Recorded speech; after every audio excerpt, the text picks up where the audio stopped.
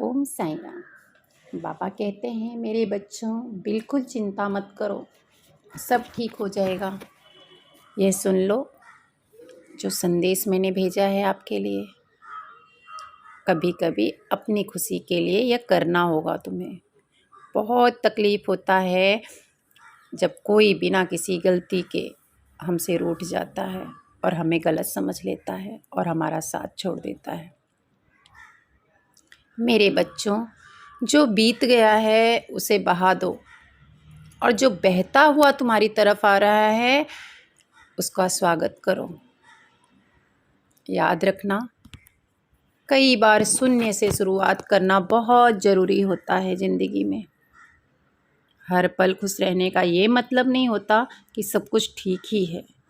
खुश रहने का ये भी मतलब होता है कि आपने अपने दुखों से ऊपर उठकर जीना सीख लिया है।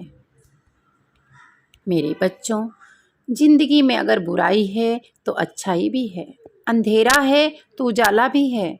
इसलिए विपरीत परिस्थिति में भी निराश मत हुआ करो, क्योंकि अगर आज समय खराब है तो कल अच्छा भी होगा।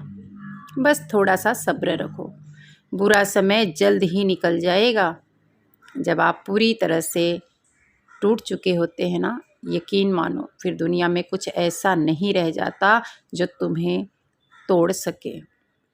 फिर तुम सबसे मजबूत बनकर निकलते हो, क्योंकि तुम पहले से टूटे हुए रहते हो।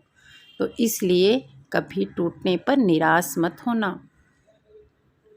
जब कोई भी काम तुम्हारी मर्जी से ना हो तो निराश मत होना, बल्कि ईश्वर को धन्यवाद दे, क्योंकि अब वो काम ईश्वर की मर्जी से होगा। याद रखना, अगर वक्त ने कुछ तुमसे छीना है ना तो वक्त ही तुमको देगा। बस खुद को हालातों से कभी हारने मत देना। अगर आप बुरे वक्त से गुजर रहे हो तो याद रखना, बुरे वक्त का फ़ायदा भी है कुछ, कि आपके जीवन से जो फालतू के लोग हैं वो निकल जाते हैं। वक्त बदलने से इतनी तकलीफ़ नहीं होती जितने बुरे वक्त में किसी अपनों के बदल जाने से होती है। इसलिए अगर आपका कोई अपना बुरे वक्त में है तो साथ देना, साथ उसका कभी मत छोड़ना। ज़िंदगी में जितने भी मौके मिले उनका फ़ायदा ज़रूर उठाना, लेकिन अपने काम के लिए किसी के भरोसे का फ़ायदा ना उठाना, क्योंकि जब ये भरोसा टूटता है तो इंसान अंदर तक टूट जाता है। हर दर्द जो होता है वो दिखाने के लिए नहीं होता। कुछ दर्द ऐसे भी होते हैं जिन्हें सिर्फ सह सकते हो, कह नहीं सकते। यदि आप उनको किसी से कहते हो तो बस आपका सिर्फ मजाक ही बनता है। कैसा हो गया है यह संसार, कोई नहीं यहाँ किसी का, यहाँ सबको फ़ायदे की लगी है। लालच से चल रही है ये दुनिया। मेरे बच्चों, सबसे रिश्तेदारी अब लालच से चल रही है। कोशिश करना कि रिश्तों में कभी दरार ना आए, और रिश्ते की दरार भरने के लिए जो ज़िंदगी होती है ना वो भी छोटी पड़ जाती है। मेरे बच्चों, बताओ मुझे, जब नाखून बढ़ जाता है तब नाखून ही काटे जाते हैं ना, उंगलियां नहीं।